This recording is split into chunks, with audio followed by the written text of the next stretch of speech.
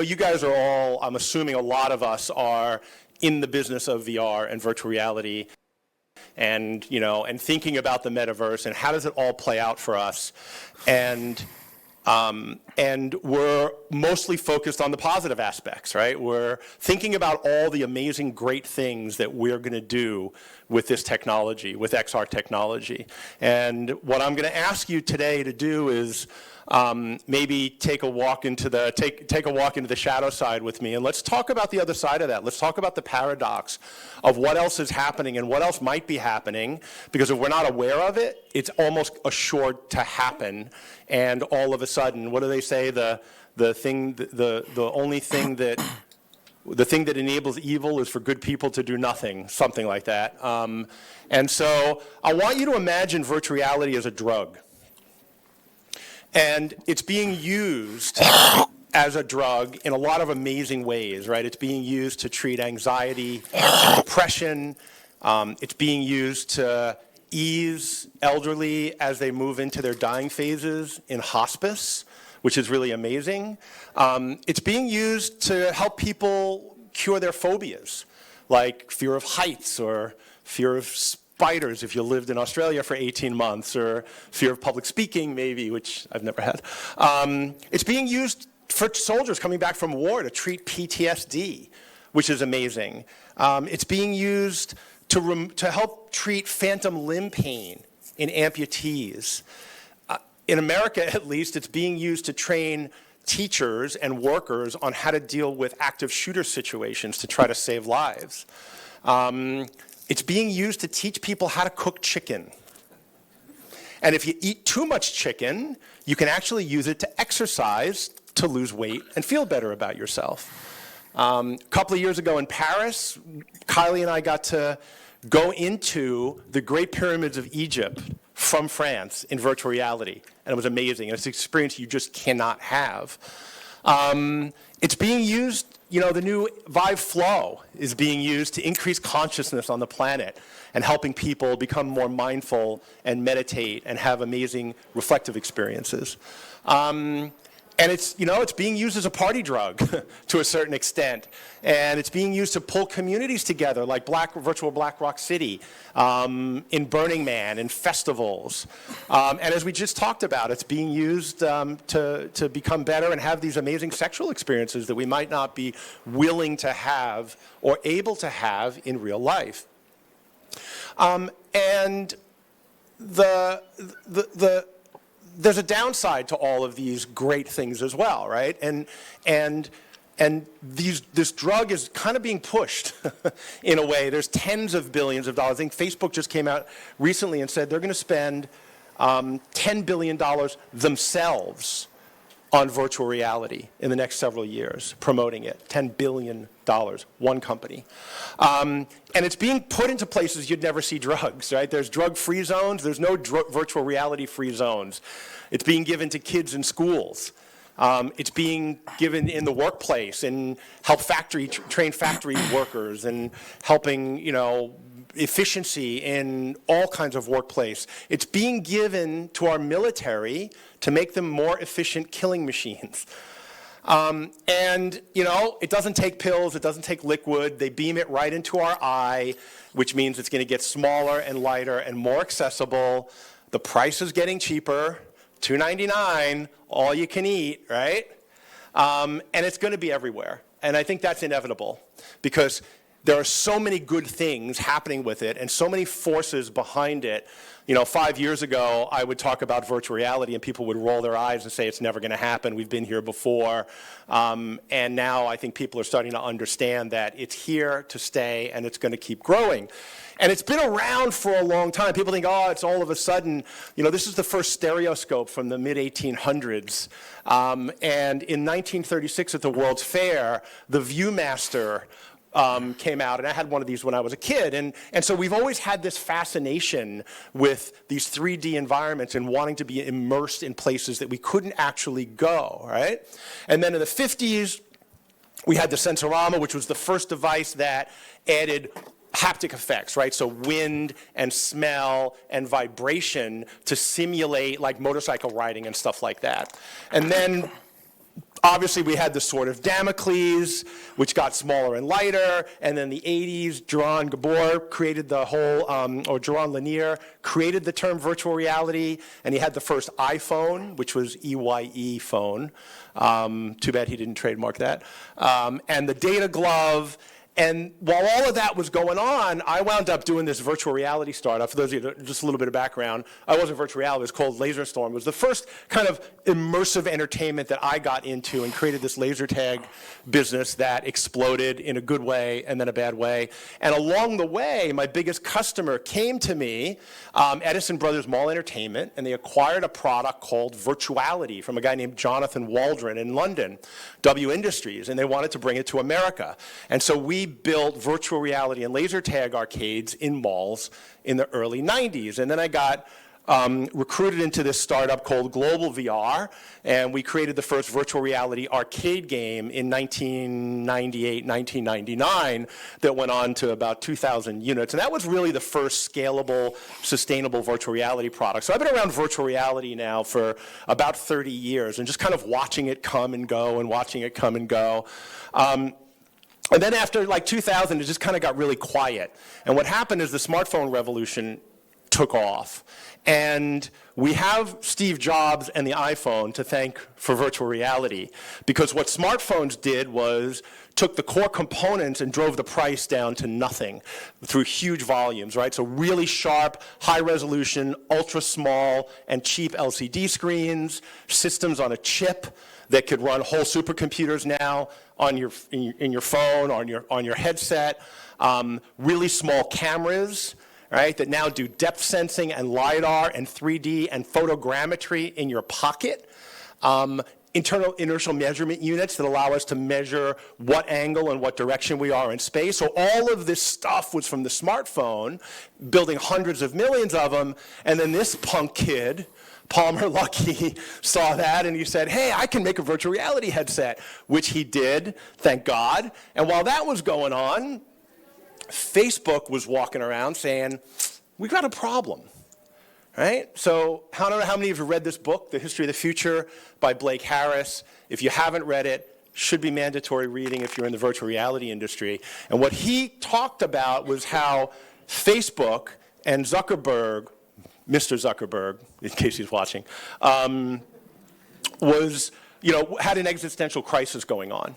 He was really concerned that he didn't own the platforms through which he connects to the audience, because that was controlled by Apple and by Google, because it was no longer the web. When Facebook came out, it was basically a browser product, and our use of the web, of the internet, had shifted to devices. Now, Facebook has continued to grow year on year on year to where almost half the planet now is active monthly user on Facebook. In some countries, the Facebook outage that happened recently, people lost access to the internet, because in some countries, Facebook is the internet, which is a scary thing to think about.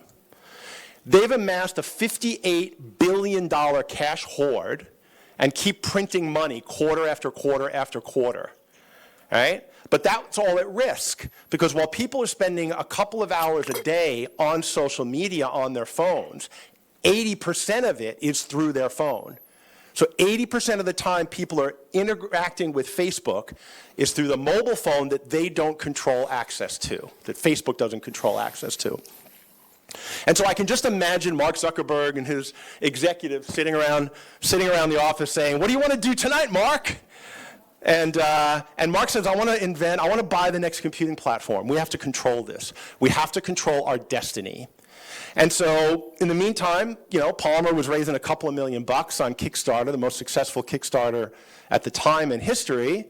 And Mark saw that and he said, that's the next computing platform. I think we can turn this into the next computing platform. And so he said, I'll buy that for $3 billion. And he did. Now, Tim Apple recently, and I think Apple is the greatest marketing company in the history of business, certainly in my lifetime. And like any good marketing company, they're looking at the landscape, they're looking at their competition, and they're saying, what do we need to do differently? How might we reposition our product? And they looked at Google, who's their big Androids, obviously their big competition, and he looked at it and they realized that 80% of their advertising comes from, 80% of their revenue comes from advertising. And there's an adage, right, which is, if you're not paying, you're the product. And so Apple decided to double down on privacy. Now, whether you believe that's marketing positioning or you believe their intention is pure doesn't matter, because this isn't about Apple. This is about what it's doing to Facebook and how it's going to shape the metaverse.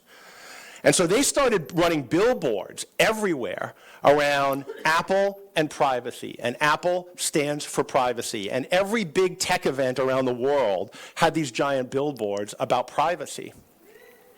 And then they released this thing called App Tracking Transparency, right? Which meant that everybody on iOS, which, oh, by the way, only has 15% of the market share of the OS globally, but 85% of the revenue and the commerce on mobile comes through iOS.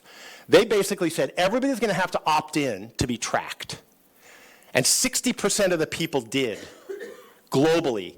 60% of the people on iOS says, I don't want people tracking me anymore. And all of a sudden, the Financial Times recently said $10 billion was just wiped off of the revenue of the social networks almost overnight. And so the mobile, and what they do, I'm gonna get into the data a little bit. The average person, and think about if you fall into this, spends between 4 and 5 hours, I think it's 4 and 5 hours, 5 to 6 hours, 46% of the population spends 5 to 6 hours a day on their mobile device. 70% is between 3 and 6 hours, right? And it's happening everywhere. Our consumption of media is growing on mobile year over year over year in every country in the world. And so I'm going to pause for a second and just say that for some reason I sent the wrong link to the wrong presentation. And so if I stumble a couple of times, that's why. Netflix, Apple TV, Disney, Fortnite is on mobile. There's all these new gaming streaming services that are coming out on mobile now, right? And so these technology companies are giving us more and more and more reasons beyond just social, right, to be able to spend time on our phone and captivate our attention. And by the way, that 5 to 6 hours was not including work. That's literally not including work time spent on the phone. That's personal time. And now with 5G is going to make instant access to all this stuff with no latency. So you can download a movie in 3.6 seconds. So what's that going to do to the global trends of media consumption and how much time we spend on our phones? Now, the NHS in London, in the UK, says that 1 in 3 people are addicted to something. And that's, I believe, a clinical description of addiction. But the reality is we're all addicted to something. Because addiction is we're addicted to distraction, really is what it is, right? All of these addictions, whether they're chemical addictions, technology addictions, whatever, we'll get into some of those, they're there because we are trying to escape an emotional state. And oftentimes we're not conscious of this, right? We're not conscious of why we want to be distracted. We just know we do. So this is the Sanskrit term for a term called dukkha. Has anybody heard of that? Dukkha is, the best English word for it is suffering. But there really is no word. You need about 10 words to describe what this is. So in the Buddhist term, it's all of the discomfort that we feel as humans, right? It doesn't have to be physical discomfort. It could be frustration with a spouse. It could be having to deal with our parents or our kids or our coworkers. It could be shame associated with something from our childhood. We all experience. This is part of the human condition. And this is what causes us to be attracted to distraction, right? It's all the mental ghosts that are either conscious or often subconscious or even unconscious. And the world's given us a lot of ways to be distracted, right? And the smartphone is the easiest one because it's always there. It's always there. How often are you standing in line for a coffee and you've got a minute or two, and what do? You grab your phone, maybe you go on TikTok, Maybe you got 3 notifications you decide to do. Maybe you decide to do an email. But what it's doing is it's stealing our ability to stay present with the real world, with life itself.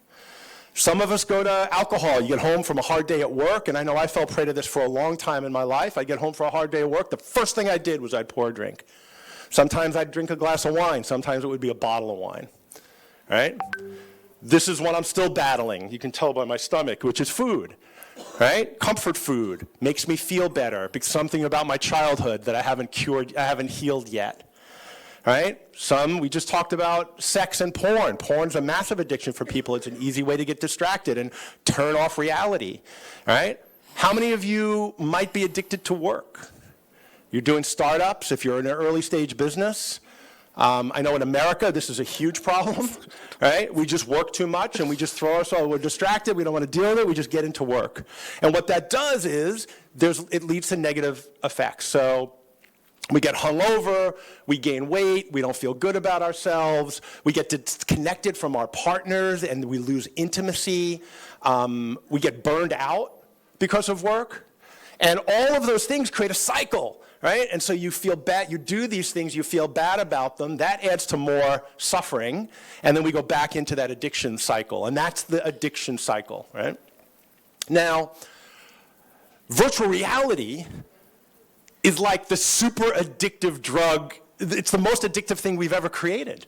It's like the weapon of mass distraction, right? So they're using VR at the Cedars-Sinai Medical Center in LA for people who are in post-surgery patients instead of opiates, because it can distract us so powerfully. Our body can't process the pain, the physical pain that we feel, because it overrides all of these receptors.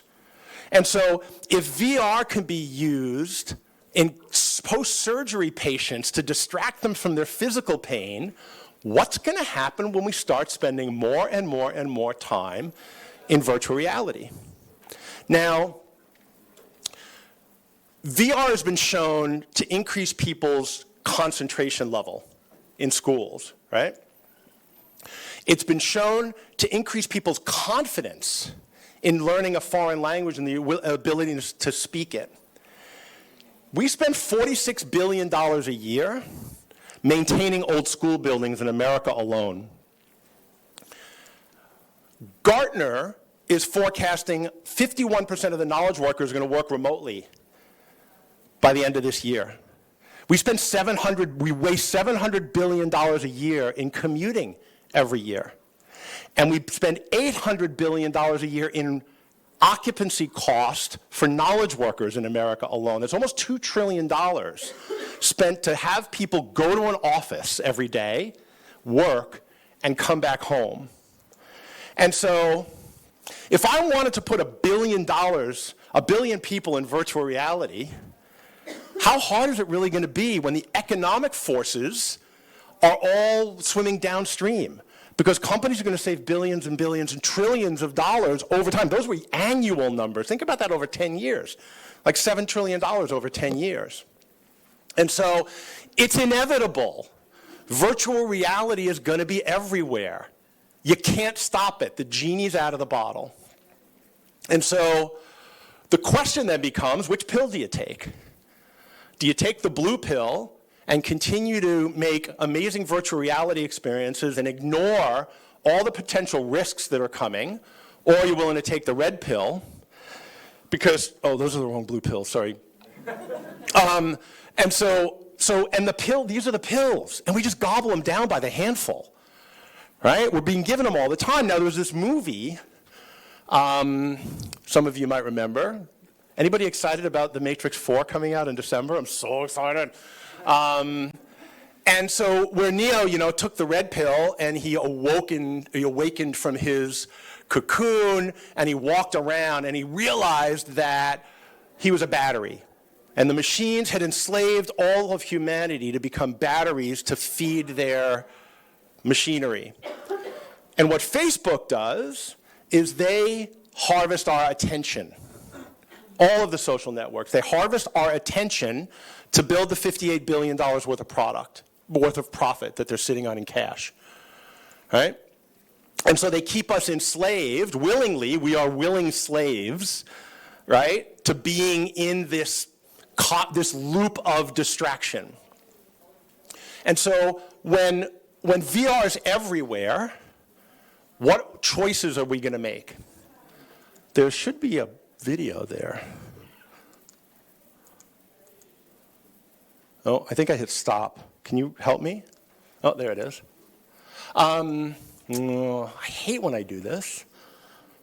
So there's some cool avatars. We're going to talk about avatars. There it is. Working hard, trying to make a photorealistic avatar and animate it in real time from VR. You can see an example here of two of my colleagues working on this problem, communicating with each other in VR, and this is what they would look like when they see each other in VR. What do you do for exercise? This is coming out of Facebook Reality Labs, in case you haven't seen it. And then I do boxing too. What kind of yoga? Wait, okay, yoga and boxing. Yeah, there's a nice contrast there. Okay. Yeah. What kind of yoga do you do? I do hot yoga. I love hot yoga. I knew it. Oh my god. Oh my god, I love hot yoga. No. And so that was 2 years ago. So photorealistic avatars, we're on the verge of that, right? So the ability to stay in VR and see people and have virtual telepresence is right around the corner. Now, so if Facebook is trying to get us all in the metaverse, they have $58 billion in cash, they're printing $10 billion of cash a year, they're subsidizing a $700 headset down to $299 so they can give them away like candy to kids on the corner, right? And we all talk about we don't want Facebook to own the metaverse, and whether they own the metaverse or not, it doesn't matter. What is the metaverse? The metaverse is a bunch of online worlds that are connected, but the company that controls our attention is the thing that we have to be aware of. This isn't about technology. This isn't about OpenXR. This is about who do we give our attention to. Now, we know Facebook has been willing to do really shitty things, right? They experimented with 600,000 people, unbeknownst to them, to see if they could manipulate their emotional state. That was in 2014. In 2017, they told advertisers that they could identify kids who were emotionally insecure and with low self-esteem so they could be more vulnerable to advertising messages. Yeah, right? You've probably all heard of the Cambridge Analytica scandal where they went ahead and manipulated the US election, whatever. And then recently, Frances Haugen blew the whistle and showed heaps and heaps and heaps of documents that show that Facebook has always chosen profit over people. And so the question becomes, who do we want pulling the strings in our brains?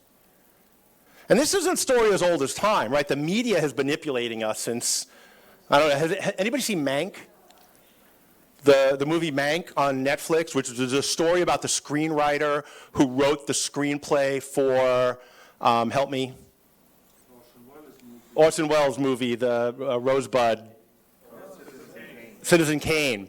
And it was a great story about how powerful the media was back in California back then and how they were manipulating the election. So the media has always been manipulating us. It's happened since, I'm sure it's been happening for hundreds of years since there was a media. But they've never been as effective. They've never had as effective tools as they've had today. And we're arming them with the most effective tool ever, which is this weapon of mass distraction. And so this is the thing that really scared me. I think this is the video I was looking for. The world around us is constantly in motion. We need a new kind of map to help navigate this ever-changing landscape. A map like this is about more than just moving through the physical world. It's about enhancing the way we interact with each other and our surroundings. The vision of our Live Maps research is to bridge the physical and virtual divide to bring people closer together.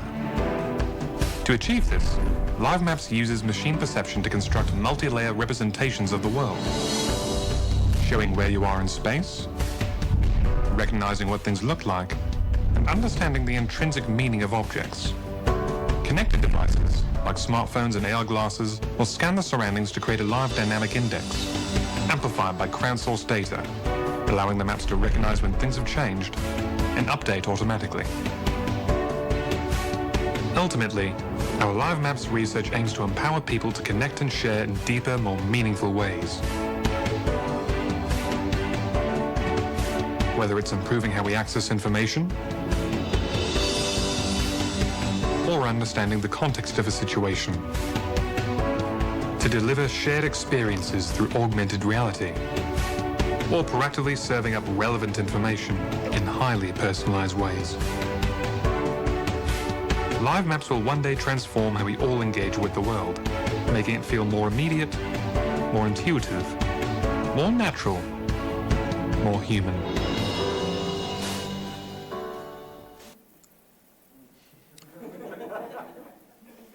Who believes that shit? Right? Like, what wonderful marketing bullshit. And so we all remember Cypher, right? And what was it he said? He said that, I know that this steak isn't real, but the Matrix tells me it's juicy and delicious, and ignorance is bliss. Right?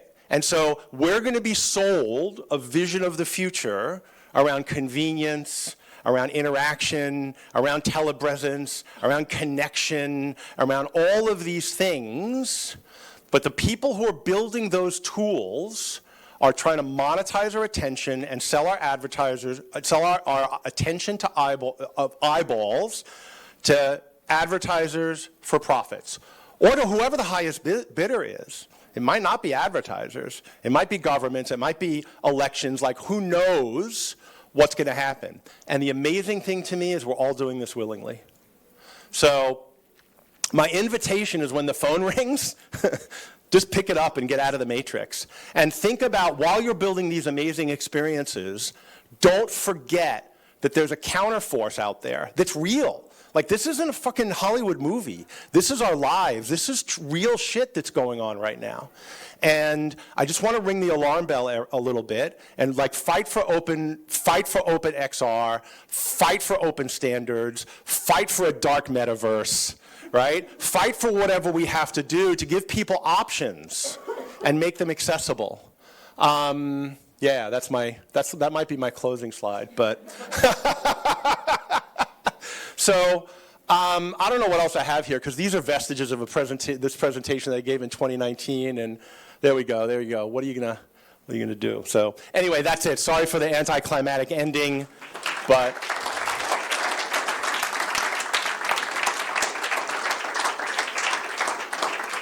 questions or comments? I'd like to pass the microphone around. Yeah. Thanks. Yeah, thanks very much. Really fascinating talk. I know that one of the things that worries me perhaps the most is the use of the psychological tools that Facebook used to profile people, to understand, like, where they have leverage, basically. Do you think it's possible to use these same tools to create more presence in people? Or do you think they can only really be destructive? Everything. Yeah, I don't know. Let me grab that back, and maybe somebody else can get this to work. Thanks. If you can pass that back, thanks.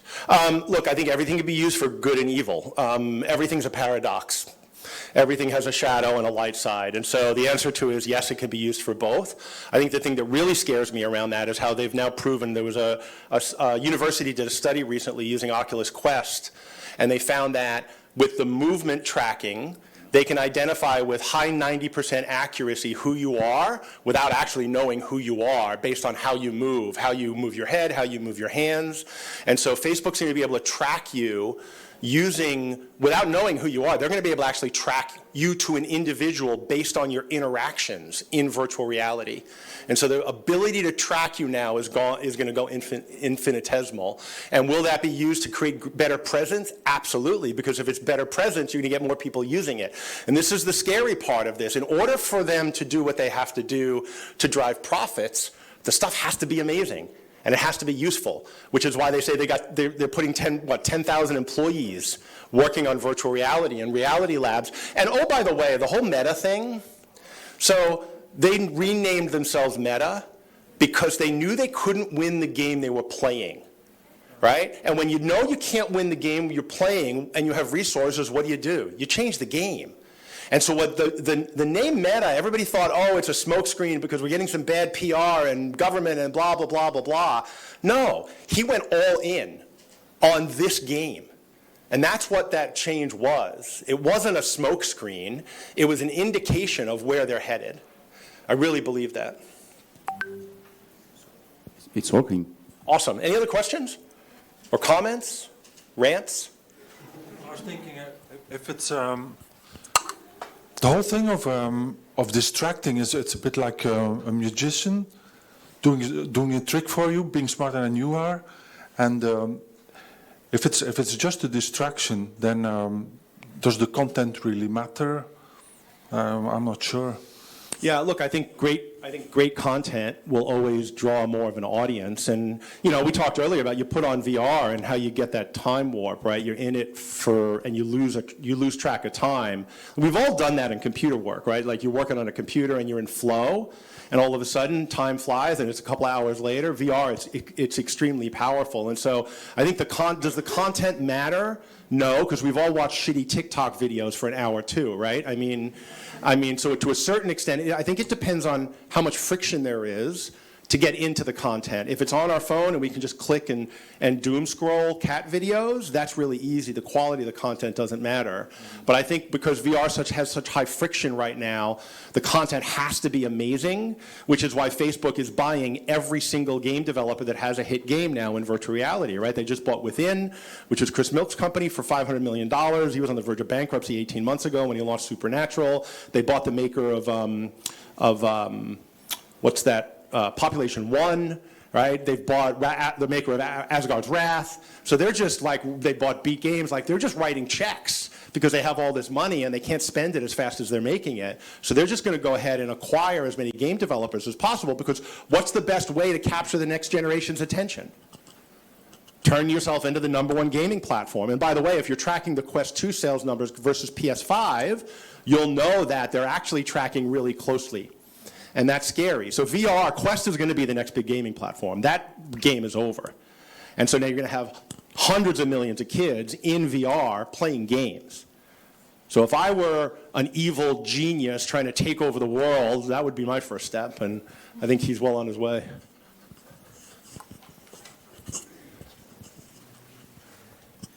Thank you. Sorry, Mark.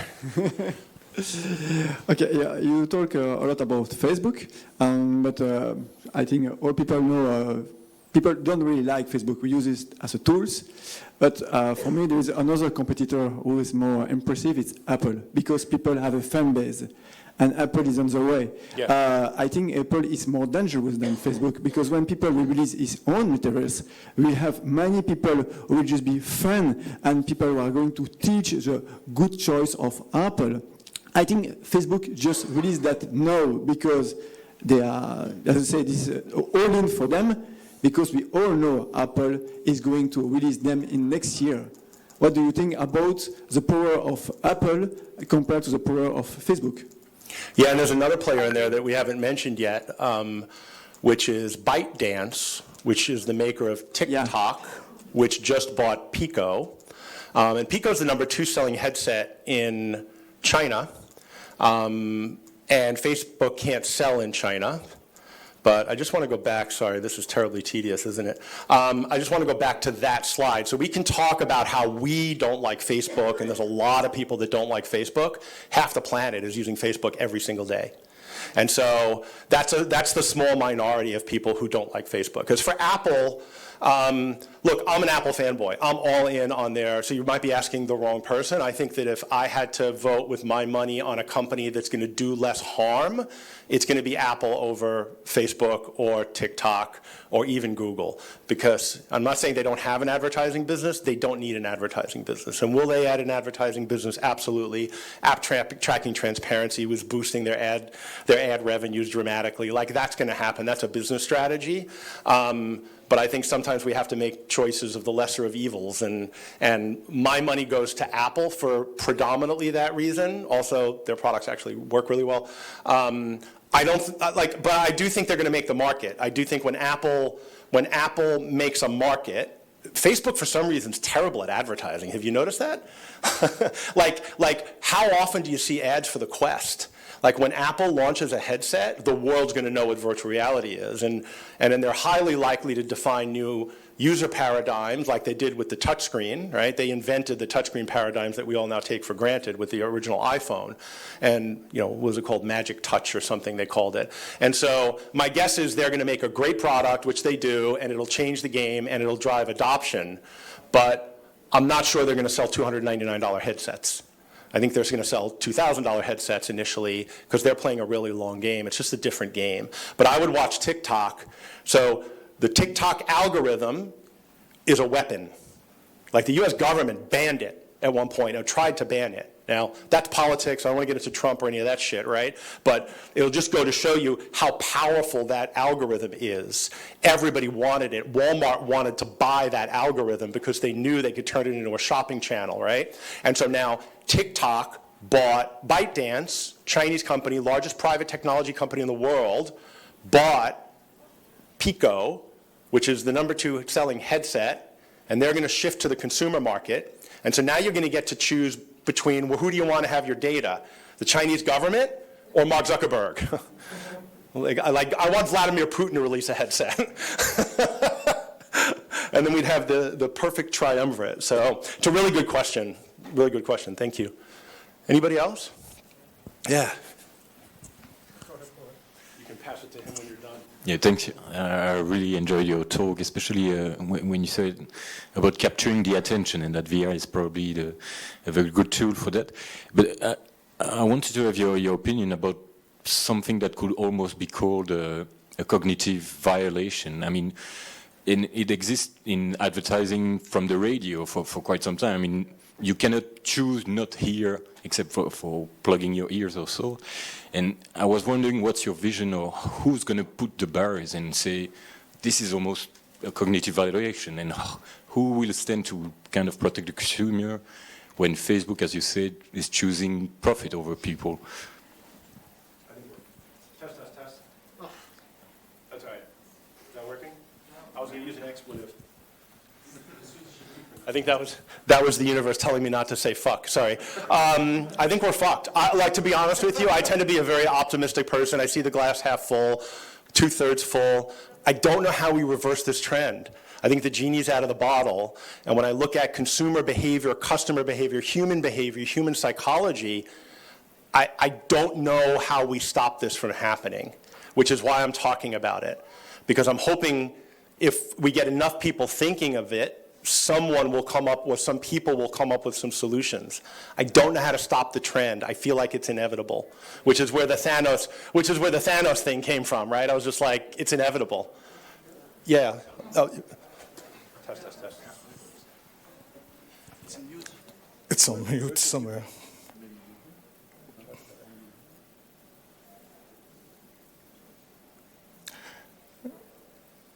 Okay, while they're fixing it, yeah.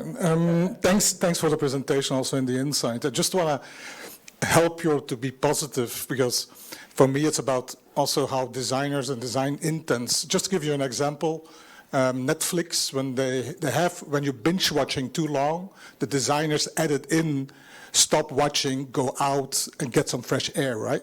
So I think that part is also part of this community. When you design your games or whatever, also think in the positive way.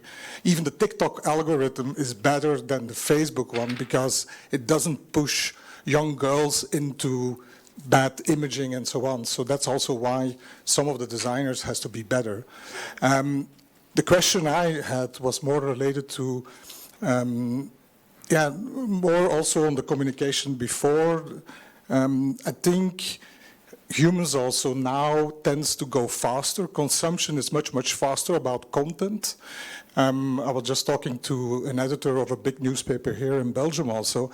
Some people just read the headlines anymore. So it's all these clickbaits. And that's where jumping, so people don't take even the time to go deeper in the content, go deeper on the understanding, and also on virtual reality, it's very fast to go just, damn, oh, I don't like you, go to the next one, right? So those connections become much more lighter and softer.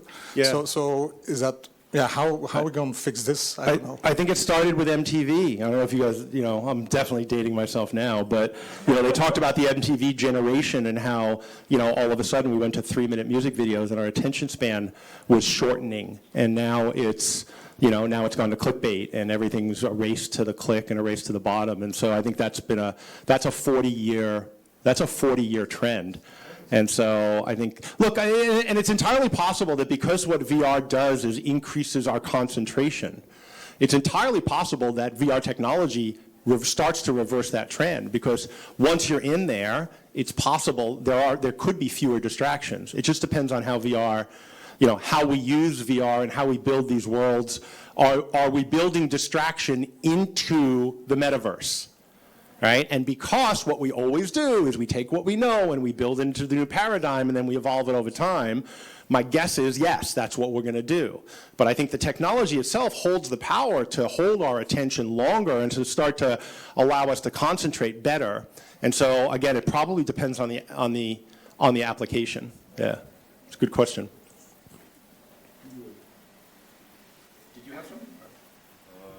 Don't feel on the spot. You don't have to. I would just suggest we use algorithms maybe for a good purpose.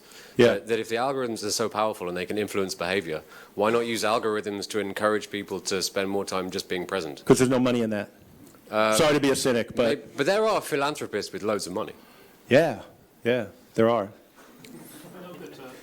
When you say that, it's already influencing people what is good behavior, and if you use an algorithm to deploy a good behavior, you are already influencing people. Is it good to do that? Yeah, and what's look, I don't actually think Mark Zuckerberg thinks he's doing bad. I think he knows. Yeah, look, I don't know. I question that. I think it's my guess is he's confused by all of what's going on in the world around him. Like, he just doesn't see it.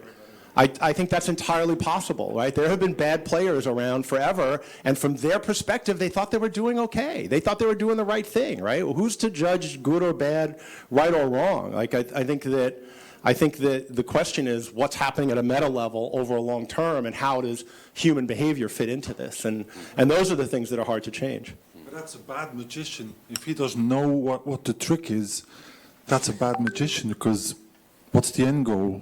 Yeah. It's just more of the same. Yeah, does the bad magician actually saw the girl in half? Oh, fuck. Don't look at this. Don't look. Sven. Yeah, so for me, a big possibility is then back coming to content, because you said MTV and then everything is so fast, and I was thinking about the big success of Breaking Bad, which at one episode took so much time to tell nothing fast, and it was a big success because people come back to this, oh, it's nice experience again to watch something that is not fast and fast edited. Yeah. And I think this can be also the possibility if you create good content that is maybe different, also platforms. And for me, I have a problem with VR chat. It's very free, but it's so fast. It's not conscious. It's not like you. And also this avatar thing. It's too much for me that I can change so fast my avatar. I would really enjoy a platform where I can't be so fast, where I really be forced to be slower, to come down, and not stepping up. And that comes back to if you're not paying, you're the product, right? And you talked about Netflix building in things where if you're binge watching too much, it says, hey, slow down, because there's no advertising there, right? I mean, they don't care. They don't need you really to watch that 17th episode of Breaking Bad tonight. So where if it's ad-driven and clicking, it's all about clicks, because their money comes from that behavior, and the faster you click, the more money they make. It's just a cash register that keeps ringing up, right? And advertising isn't based on how long you stay on a page. Obviously, the Google algorithm factors that in, so there's something there. But I think the subscription services could ultimately be a piece of this puzzle, is we get people to pay. But there's 2.8 billion people on Facebook, and most of them probably can't afford to pay. And that's one of the problems I see. You want to? But that's the matter of reinventing the business model. Basically, if you multiply the number of users, or if you divide the revenue of the Facebook by number of users, it turns out that they earn probably less than 100 euro per user per year. Yep. Then if you can design a model where I can earn 500 euro more using Facebook or any social media in a wise way and consuming less, because you can also bring in like wise consumption into the game and subsidize some of that pay through different mechanisms. Where in Europe there's a lot of things you can structure here. That could be totally, completely different business model, and that has money in the game. Yeah. That can change the game. Yeah, and look, and that's why they need 1 billion people in virtual reality, is because they make, very little on each incremental person, but they need to have scale. And the problem is that they've already started, like they know the game, they have the technology, they have the infrastructure, they have the money, they have the product, they have the momentum, and we're sitting here talking about what if we had a business model. So, that's 10 years old. We're 10 years behind answering that question if we want to catch up. And I encourage people to start asking that question. Like, there's workshops going on here. Where's the workshop on how do we deal with this issue? I think there are governments that have money that are putting money into the arts, and I applaud that. Let's put some money into this. Let's start mobilizing our resources, because I actually think our humanness, our humanity is at stake. This is the end game. This is the end game, or it could be. Do you want to pass that back, and then I'll get you. Different VR meeting like Stereopsia or Laval Virtual. For sometimes there is a lot of talks about ethics in VR.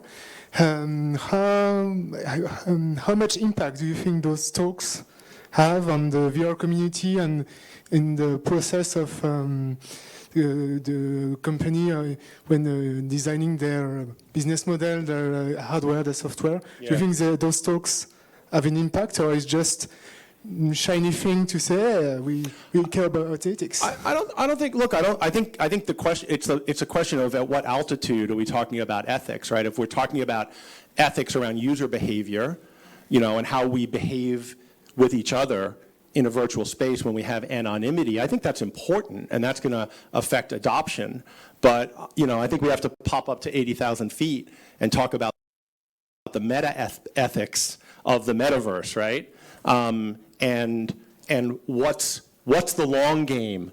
And unfortunately, the way our governments are elected, which is in fairly short 2, 3, 4 year cycles, it's really hard for them to focus on the long game because they're trying to focus on the next election. China has a 500-year plan. Think about that. A 500-year plan. My country's 250 years old. They have a 500-year plan. We have no idea what's going to happen tomorrow in America. And so I think that those questions are important. I just don't know who asks this question to who cares enough to invest enough money, time, and resources to solve it when they're focused on the next election cycle. Thank you. I think I love the discussion we are having right now. I think it's very important to have that discussion. I think we were thinking about what is the solution that we can propose, and it also poses the problem of our position in that mess, and with what it's our job, basically, to produce content for that technology. And I think in the end, the main problem is that all that is basically techniques of mental manipulation. It's that it's using the way the human brain works. And all studies have shown that those techniques of mental manipulation, they work. And it's practically impossible to be immune to that, because we are all human, our brains all work in the same way. And basically the only partial solution is to know about it. The only way that you can be immune partially to a mental manipulation technique is to know about it. Yeah. It's consciousness. Like we have to become conscious, which is the reason I wanted to have this conversation in this room with this group, because I think you guys actually are the conscious community within our organization, within our industry, and can start having this conversation and make people aware. And that's why I was so in love with HTC's Vive Flow product, because here's a company that created a really lightweight, affordable, comfortable headset that's designed to help people become more mindful. Like, we need more of those products. And if they could afford to give them away, then then we might impact enough people. But yeah. I just want to say, for that reason also, some companies are not working for defense also, right? Yeah. I mean, it's the same conscious, so it's the same thing. Even there are millions to make revenue out of the defense market. Also, some companies have chosen not doing this, so yeah. It's a choice also. I think that's an easy one to figure out. I think that that's more obvious. It's more obvious. Yeah, absolutely. It's more obvious. But of course, your presentation helps also. Yeah, hopefully. Thank you. Yeah. Don't you think that governments will try at least and will succeed at fighting back at one point? Because there is a huge governance problem. For me, it's all about the governance. And since it's already interfering with the, with the statewide governance, then I guess there will be either political political uprising or civilian uprising. Yeah, look, I think that this almost has to be a government intervention issue. I question their ability to get that far ahead of something. Like, this is really, like, this is an emerging tech conference. I don't know how many people, there's hundreds of people paying attention, and the government doesn't usually pay that close attention to emerging technology, is my concern. But the military. But the military, yeah. So perhaps it will come from the military, which we've sidetracked for so long, but perhaps they will give, they will level it up. So are you suggesting the army should take over Facebook? No, they should counterattack. They should bring it down. Yeah.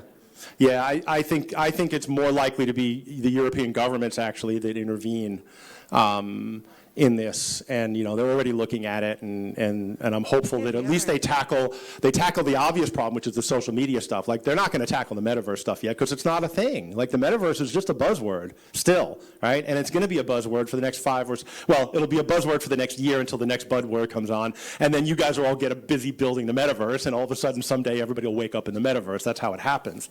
But hopefully the governments, they're already looking at the stuff that's happening on social media and how they're driving, suicide and depression and interfering with politics and elections and stuff. And so hopefully that will continue to get attention and they'll intervene there. Yeah. Because there isn't a lobby. We're the lobby in a sense. Yeah, absolutely. So if we can be strong enough, then perhaps there will be some form of NRA. This is the worst lobby, but I mean, to be as strong as the NRA. Yeah, and look, I would ethics. Absolutely, I totally agree with that. And look, I think I've toyed around with making this into a documentary. I have no idea how to do it, but if anybody's interested, I know there's some filmmakers in here. If anybody's interested in talking about how to make this story a little bit bigger and get it out on Netflix so people can see it and we can get more attention, I'd be more than happy to work on that project with somebody. I have no idea what I'm doing though. So. Any other questions, comments, rants? Anything from the online audience? I don't know if we have a mechanism for that. I think there was a Hopin app. I probably should have had that open while I was doing this. I could have been watching. If anybody wants to log into the Hopin app and see if anybody has any questions out in the metaverse. Otherwise, that's a very big hurdle. You need to take your attention from the stage. I know. Look into a smartphone, log in, find something. And I want to do it because it's a distraction. Yeah, exactly. But I'm having too much fun doing this. So, yeah, cool. I want to thank you all for coming. I don't want to come any longer between you and the first drink of the night. Thank you for your questions, your comments, and your attention. Thank you.